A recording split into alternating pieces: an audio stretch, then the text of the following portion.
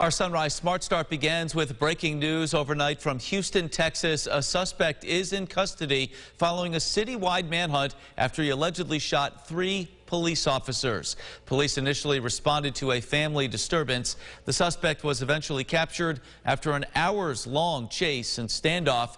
The officer's injuries, we're told, are non-life-threatening.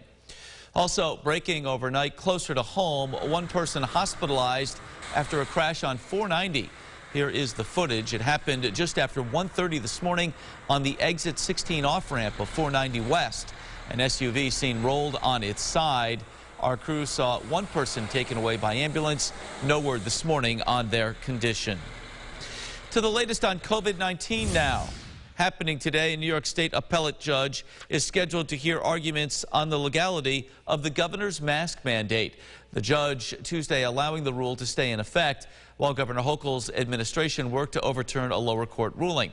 That's where a state Supreme Court judge in Nassau County Monday ruled the governor and health officials lacked authority to require masks because they no longer have emergency powers. The Biden administration's COVID vaccine mandate for healthcare workers is now in effect in more than 24 states that did not challenge the mandate. In New York, COVID cases are starting to decline, but health officials add it's too soon to relax vaccine and mask rules. The Brighton Central School District is turning to remote learning today, but just for the day. District leaders say the goal is to sort through pandemic-related concerns there. Erica Cost live in Brighton this morning with more on what's behind this and what they hope to achieve today. Erica, good morning. Good morning, Mark. Well, throughout the pandemic, we've seen districts pivot to remote learning when needed, whether that be to COVID cases or staffing shortages. For Brighton, it's like a snow day without the snow. They're just using the time to focus on those pandemic-related concerns and logistics. The district made this decision about 3 weeks ago. All students grades K through 12 will have an independent learning day today with specific instructions provided by teachers. There will be asynchronous lessons, meaning no live Zoom classes. Again, the change is only for today. The district says on their website, just like snow days, now remote days, we never take this decision lightly. We've decided to create this day to allow staff to revisit their plans based on their experiences since the start of the year and most recently, the significant absences due to COVID. We simply need time and space to reevaluate, reassess, and make corrections based on the needs of your children. The district says they have returned to a more, quote, normal level of infection. That was an update from just a few days ago. And in terms of vaccination, they say about 89% of students district-wide have had their first dose. In Brighton, Erica DeCoste, News 8. Erica, thank you. The Rochester City School District will be implementing a test-to-stay policy beginning Monday. Under the new policy, unvaccinated students exposed to COVID will be allowed to stay in school as long as they test negative. All right, let's bring in James Gilbert now as we talk about our Friday morning forecast. Temperatures not bad. And wondering about snow this morning. There was a dusting overnight, right? Yeah, dusting. Maybe you might have traced to a ½ inch on the ground of some fresh snow, so keep your eye out for that. But otherwise, besides a few light flakes this morning, should have no issues on roadways. Maybe some back and side roads. A little bit of snow there, but main roads are fully salted, certainly.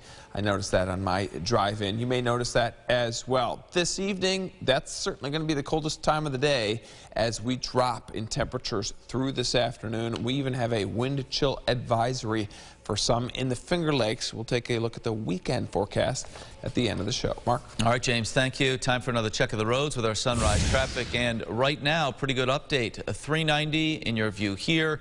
Volume building in, but on time. 490, 590 up to speed as well. And no accidents to pass along. Well, the U.S. continues to wait for a response from the Russian government after the U.S. rejected its demands. Meanwhile, the president warning the leader of Ukraine of what might happen next. Basil John has more.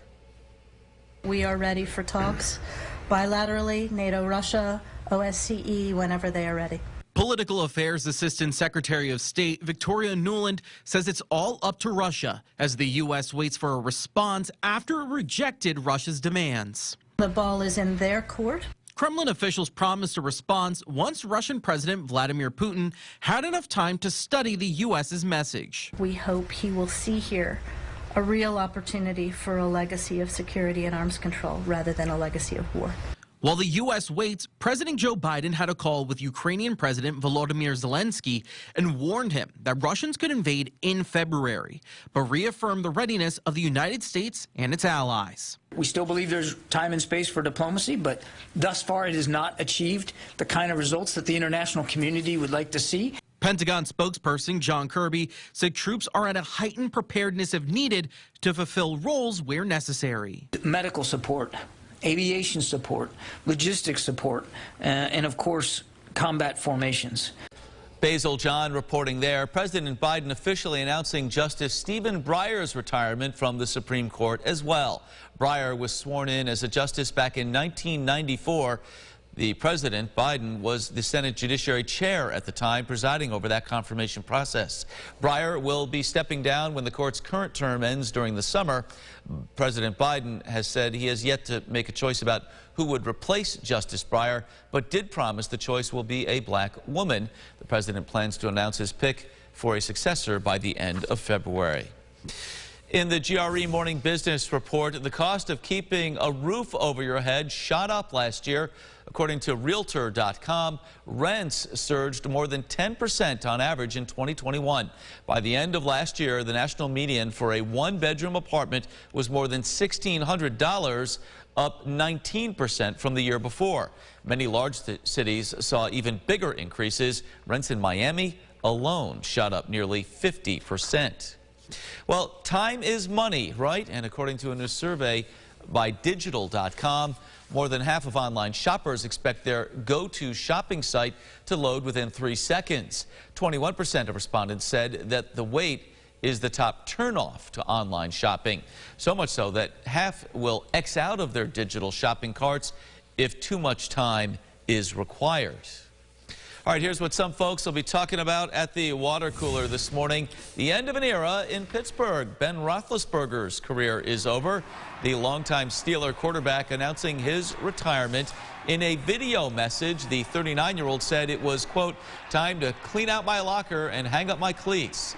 After 18 years, 2 Super Bowl victories, and countless team records, he is top 10 all-time for passing yards and touchdowns. The Kansas City Chiefs fan who ran onto the field Sunday night during their game with the Bills could be facing jail time. 20-year-old Jacob Bross hopped onto the field with about 2 minutes left in the game after a friend challenged him and said he'd give him $1,000 if he did it. Stephon Diggs tackled that fan. That $1,000 might have to go to paying off a municipal charge if found guilty. Bross is facing a fine of up to $500 and 6 months in jail. He is due to appear back in court at a future time. All right, Josh Allen says he will not play in this year's Pro Bowl game. Allen says he has declined an invitation, citing a need to rest his body and recover from the season. Allen was voted as a first alternate for this year's Pro Bowl, which, as we talked about earlier in the show, James, left a lot of people around these parts scratching their head. Right. Just how good do you have to play to get in without having to be an alternate? But we certainly understand he took a beating, especially in the playoffs. Right. He needs time to rest up. We want to keep Josh Allen healthy. Right. He is the future. He is the future, certainly. And Pro Bowl is a little bit different than the All-Stars game in basketball. Yeah. Where it's 150 to 150. The guys are just playing around. But you have players, the best in the league, hitting each other. You put on pads, anything can happen. Right, exactly. So maybe a smart call for Josh Allen to relax and take it slow, something we may be doing this morning on the roads. I was going to say, what's the smart call on the roads here? Yeah, certainly. The back roads, the side roads still could have a trace to a half-inch, and as you know, it does not take much to cause slick conditions, so let's be careful out on roadways. Otherwise, it's comfortable. I'm going to call that because temperatures above average this morning, then drop over the next 24 hours. So by 4 or 5 p.m., we're going to be feeling it. I bet wind chills around 0 by 5 p.m., and then it is cold, certainly. Wind chill advisory in effect for the Finger Lakes early Saturday morning, and then look at that, 12 degrees by Saturday afternoon. So we're frigid. Maybe the only people happy with this forecast, those hitting the slopes this weekend. Yeah, back in the deep freezer. All right, that's it for us for now here on News 8 at Sunrise. Thank you for tuning in. Our next update in 30 minutes. CBS Mornings is up next. Have a great day.